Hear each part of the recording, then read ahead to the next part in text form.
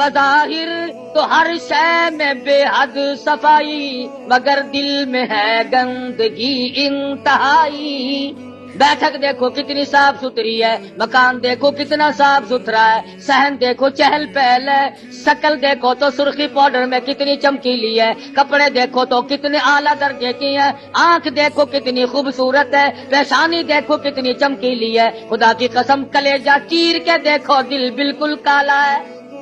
ارشاد فرمایا مدنی کریم صلی اللہ تعالی علیہ وسلم نے، جو آدمی چاہتا ہو میرے کاروبار میں ترقی ہو، میرے کاروبار میں برکت ہو، میرے کاروبار میں وسعت ہو، میرے دھندے میں فراخی ہو، حضور فرماتے ہیں اس آدمی کو چاہیے کہ اپنے کاروبار کی جگہ بیٹھ کر ہر صبح کو سورۃ یاسین کی تلاوت کیا کرے۔